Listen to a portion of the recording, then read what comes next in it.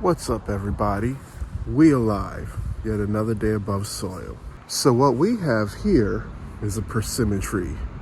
Just look at all those beautiful Tangelo autumn fruits. I mean, just look at them. This tree is chock full of persimmons. This is in my cousin's backyard. Just being honest, I'm not going to be picking these persimmons yet. I'm going to wait a few weeks. If I were to pick one of those persimmons and bite into it, my gums is going to turn inside out because it'd be way too astringent. Yeah, if you harvest the persimmon too early, it's going to have something called tannins in it, and the tannins are going to be unpalatable. So there are two different types of persimmons. You've got the hachia, which is mostly grown in Asia. The hachia, they're shaped like a human heart.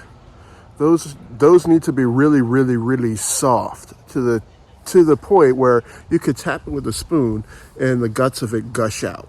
Those are hachia, and those actually have pits. And then you have these right here are fuyu. Fuyu, they could be just a tad bit soft, or they could be as soft as you want, and they have a more mild kind of taste to it. As far as persimmons in general, they may taste like a mango, an apricot, and maybe a little bit of a plum, but they're very savory, sweet, and buttery when they're ready to be picked. So like I said before, I'm not going to be picking the persimmons off this tree yet, but in about a few weeks, I'm going to do so. And there's many different things that you can do with persimmons.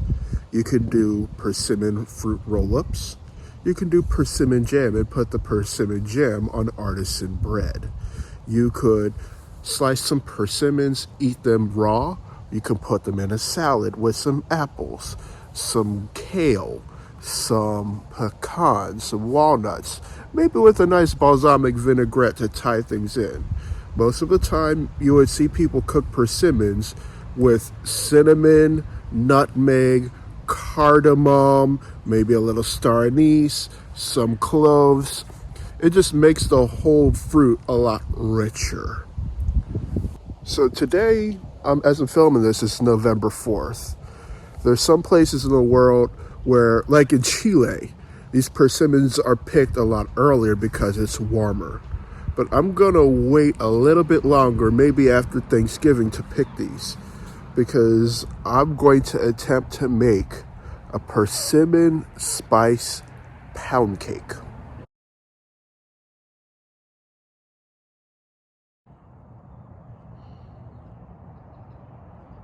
So I waited about a few weeks on these persimmons, and I waited for them to be soft like a tomato.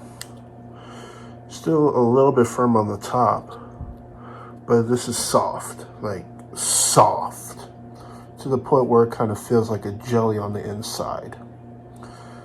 Once again, if you have persimmons and you eat them while they're firm, your gums will turn inside out because of the astringentness. But we're about to cut open this persimmon and try it.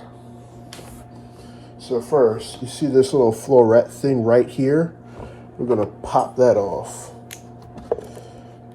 Can pop that off with a spoon.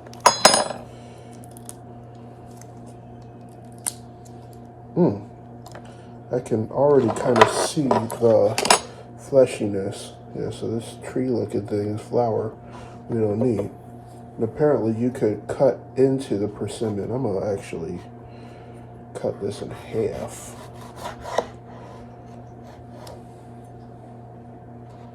Ooh.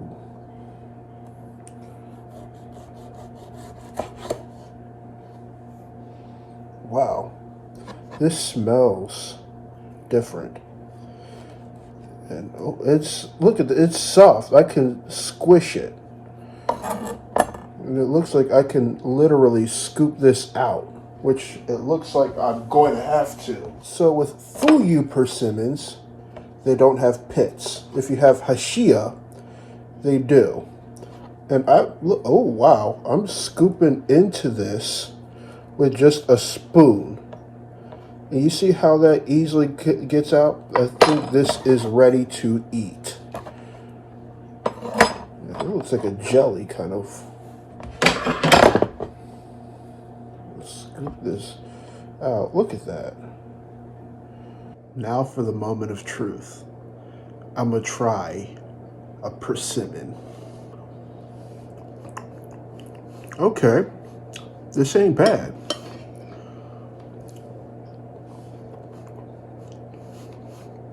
This is like nothing that I've ever tasted. It tastes like a peach and apricot, a little bit of mango. This is okay. I'm not complaining. These are tasty. And I know these are right. Because by now, I would have been like, and my gums would have been burning. But yeah, I'm going to have to give persimmons a solid A for, a very good decision. I could see why people would make persimmon spice cakes from this fruit. This is good. This is decent. And I waited about 3 to 4 weeks. 3 weeks, give or take, for these persimmons to ripe. All right, y'all. It's time to run by the ingredients that y'all gonna need for your persimmon spice pound cake. Now, before we begin, I must remind you to wash your hands. The food that we make within this kitchen is blessed. Therefore, y'all gonna need to wash them hands. So, you're gonna need 3 cups of all-purpose flour, AP flour that is. You'll need a cup of light brown sugar, 2 cups of white sugar. For the top, I'm not gonna make a glacé. Oh no, it's all right because the spice in this cake is gonna overpower the glacé. But I'm gonna use some powdered sugar to top the cake. You're gonna need 3 sticks of butter at room temperature. You'll need a teaspoon of both baking powder and baking soda. You'll need some pure vanilla extract. This imitation vanilla is not real vanilla.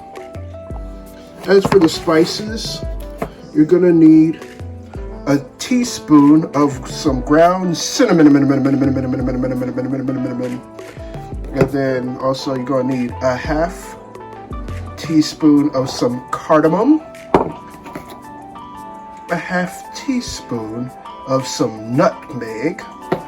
For y'all's buttermilk, you're gonna need some whole milk, not 1%, not 2%, not skim, not lactate-free milk. And you're gonna need a lemon. And the reason why you need whole milk is because buttermilk has butter fat. Lactate-free, lactate milk does not have butter fat. And that is an essential ingredient for buttermilk. And then you also need 6 eggs. And then, what's a persimmon spice cake without persimmons? And once again, these are coming fresh from my cousin's backyard. I decided to freeze them overnight because I didn't know when I was going to use them, but these are going to be put into a puree. Oh yeah, you're going to also need some ham, and then salt is going to be like right that way somewhere. But in a nutshell, those are the ingredients that you're going to need for your persimmon spice pound cake. Let's get started.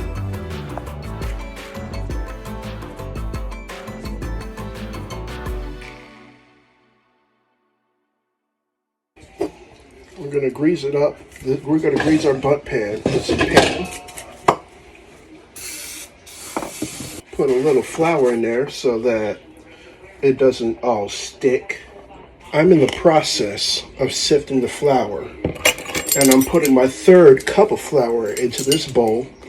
Now I'm gonna have to sift it with a teaspoon of cinnamon, and then I'm also gonna use a half teaspoon of nutmeg, a half teaspoon of cardamom. There's something about cardamom that I'm really appealing to. A lot of Indian dishes have cardamom, or at least they put the cardamom pods in their rice. Yes, a half teaspoon of cardamom. In some of the recipes I've seen, some people use ginger, some people use star anise, some people use cloves. I don't mind cloves. Some of my family members don't like cloves. One of which brings them back to a time where the cloves used to be in their ham, and you wouldn't need to eat the cloves. The cloves by themselves, like the whole cloves, is quite bitter. But if it's in powdered form, or if it's used as an essence, or it's one of the key ingredients for Rochester's meat hot sauce, cloves are good. Oh yeah, to our flour, we're gonna need a touch of some salt. I'm using some pink Himalayan salt. What I've got here is about 5 to 6 persimmons. We're going to puree it. I'm gonna throw a little touch of water. Throw a touch of water in there, just so that the blades spin and the persimmons aren't going to be like, nope, not moving. So we're going to puree this. Persimmons have been pureed. I want this real smooth. So I'm going to put this through a sieve. Get all the essential juices out so it doesn't come out straight. Low key, I tried to make a sweet potato pound cake. Didn't come out good because it was kind of thick. But I want a cup of persimmon puree, at least a cup. The spices may come out, but the puree is going to smooth things out. Almost forgot to start with the buttermilk. We're going to need a cup of whole milk, not 1%, 2%, lactate-free milk. We need whole milk because that has butter fat. It's a cup. To our cup of milk, we need a tablespoon of lemon juice. Bloop! And once again, with our buttermilk, we're going to slosh this around. And while we prepare our cake, it's going to curdle. If it's looking chunky, you're doing it right. All right. I got the persimmons ready. I put that in a pulp. It's actually behind the camera. The cup of persimmons is holding it up. And I'm assembling the mixer. We need 3 sticks of butter at room temperature. We're going to put that in our bowl. To our butter, we need 2 cups of white sugar. We're also going to need 1 cup of light brown sugar. And now's the time when we cream the butter. Alright, it's almost done creaming. I'm going to cream it for a few more minutes. But don't be forgetting to scrape them sides, y'all. Get in inside so that every granule of sugar and every speck of butter is creamed. I'm really going to concentrate on creaming this butter because I want this cake to be fluffy and I don't want it to come out dense. If this butter ain't whipped, I don't know what is. but this butter is whipped. It was whipped for a little over 5, 6, 7 minutes. I'm just going to scrape it down one last time. And then we're going to incorporate our eggs and flour mixture. Now it's time to add the eggs. We're going to add 1 egg at a time. And then we're going to add half a cup of flour, the flour mixture that is. Make sure that the egg busts. So we're going to wait for this egg to bust. And then we're going to put egg, flour mixture, egg, flour mixture, egg, flour mixture, alternate. We got all the eggs and the flour mixture mixed in. Now we're going to incorporate our buttermilk. Gonna start it on low, and it's gonna gradually loosen up a little bit, and then we'll put it on a little bit higher. Add it in the buttermilk. Now we're putting in a tablespoon of pure vanilla extract. We're gonna mix that in real good.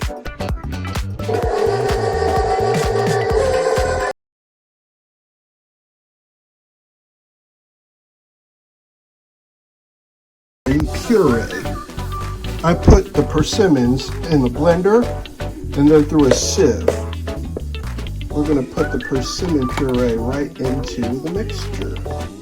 I'm going to have to scoop this out because it's kind of a tight squeeze for this measuring cup. After we mix every ingredient, this is how the batter should look. Look at that. Now we're going to put it within our floured and greased bundt pan. Very carefully put your mixture inside your bundt pan. Make sure it's nice and even, y'all.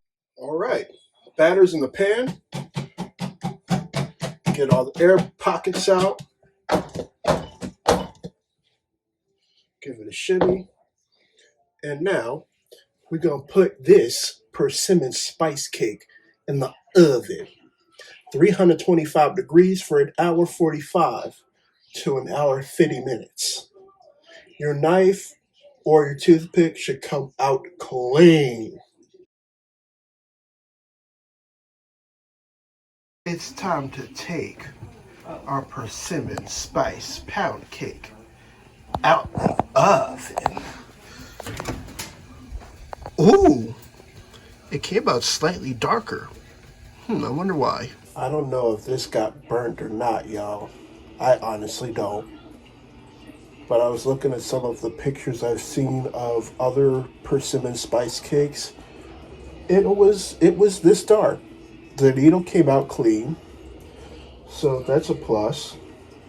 I guess I'm gonna need to flip it over and see if I did it right.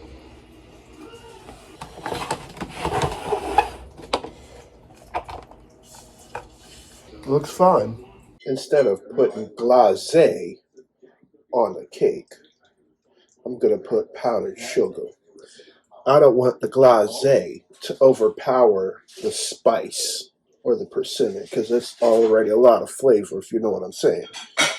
So I'm just gonna let it snow. Let this snow top of the cake.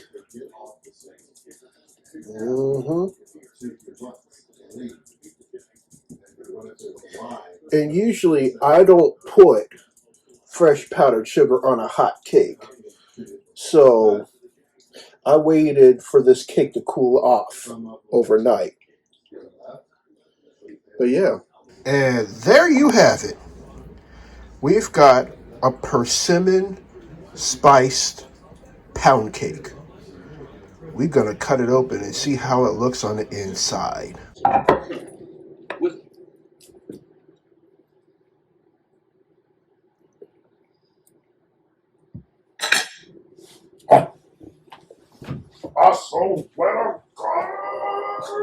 There's a lot of things within our society that discriminate. Death, however, still doesn't discriminate. I want to thank y'all for watching my content. If this is your first, second, third, or whatever time, hit that subscribe button.